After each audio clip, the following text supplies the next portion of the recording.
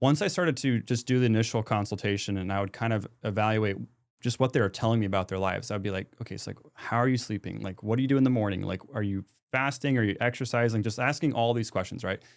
It was always becoming so obviously or like abundantly clear to me, like what was initially wrong with their foundation. So I was like, well, I'm not going to like, I'll look at your labs to see like how we can tweak your supplements and make sure we have like the foundations in place. But I'm not going to like hang my hat on that right away when I know you as a person. If I tell you like, hey, like you're showing your HSCRP is off the charts and you're showing that you're not methylating well and all, they're gonna be like, okay, like, Yeah. but if I say, hey, like, let's work on these things that you don't have to spend a dime on, like you can start today, like you can start feeling Mhm. better tomorrow, Mhm. like, let's do that right off the bat. And then like 6, 8 weeks into the process of us Mhm. just doing the foundational things, let's do some labs and like, let's see what's going on with your gut, where your total tox, like I love the total toxin test. I love the hormone zoomer. Like I love doing these methylation panels just to see like, hey, now that we've been doing this stuff for 6 to 8 weeks, Mhm. like we should be like moving in the right direction. But let's like at least use that as like a tweaking tool instead of Mhm. like we need this to start. Like I don't always think we need it to start. Okay. So that's where I start now. Like that's been a big shift from 5, 6 years ago. We kind of do it that way now. And once they start feeling better, then they start looking about how can they optimize what they're already doing I and go think to the that next this step. is so insightful. So I want to just break it down a little bit because Yeah. I've seen this in my patients. And yes, we do some standard screening, Yeah. probably those screenings that the patient already comes in to you Sure. with. Yeah. And I think back, I'm thinking of a patient, we do a TSH and her TSH is 4.5 and she's very concerned because she wants to try to get pregnant. Sure. And so we start to work with her and she works with me for a long time, but somewhere in like the first year we recheck that and her TSH has come down to below 2, Yeah. all by herself. Yeah. There's no thyroid medication. There's Right. no, that was setting boundaries and working on her stress and, all of the foundational things in nutrition and exercise and sleep. And, we can talk more about each Yeah. of those individually, but I want people to understand that those labs can fluctuate so much with these, Especially TSH. Yeah. these very foundational things. And like you're talking about methylation and things like that. I mean, your body starts to function better Right. when you're giving it the tools it needs. Yeah. So for us, what I like to do with the total toxin tests is because we want to know mycotoxins, we want to know environmental Okay. toxins. To me, that's such a big hidden driver of a lot of these hormonal issues that women are dealing with. It's like you can take hormone replacement therapy, and I'm actually a big fan of hormone replacement, Mhm. bioidentical hormone replacement therapy. But if you're taking it and you have an issue with mycotoxins, or you have like a bunch of PFAs that you're constantly putting in your system, or you have even parasites, or all these different like hidden sources of a toxin, like it really is difficult to plug that hole with just bioidentical hormone replacement therapy. Right. And the cool thing is we have a lot of clients that come in and they're on hormone replacement therapy. And then what we'll do is say like, hey, like, let's just leave it there. Like you and your provider, like you guys are already doing this because we work with people across state lines. So we're really just kind of coaching people. So we never want to say like, you got to stop taking that. But what we do is we coach them and say, hey, now that you've been doing this and we've assessed, your toxic levels and your deficiencies and all these things, we've got those all met.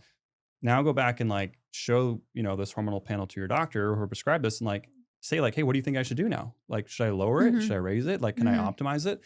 And then or can I get off it? And sometimes we've had patients where they just get off it and other times they reduce it and they find this like optimal range for their long term. And like, that's a game changer for them. Right. Like they're no longer dealing with this like fluctuation all the time with their levels. It's a more consistent dosage and they just start to live their life. And that's the cool part. I like that because hormone replacement therapy doesn't solve everything. Sure. Right? Because even when you're young and you have all your hormones in place, you can have all of these symptoms like autoimmune disease and things like that.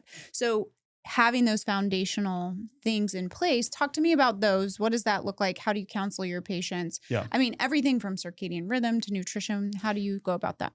The way that helps me the most is I walk through their day. Like I walk through, like I actually start at the end of their day and I work through, until the next day, until the next morning. So I start like, when do you stop eating food? Like, what does it typically include as for a meal? Like, what are you eating? What do you do after your meal? How do you feel after your meal? Like, do you feel tired? Do you feel energetic? Do you feel sluggish? What do you do between that time and bedtime? Like you're watching TV and you're on your phone. you exercising late into the night and all these different things. So I'm always trying to like get all these like little nuggets that I feel like make a difference in somebody's day to day, like getting these levers that they can pull that will make a difference.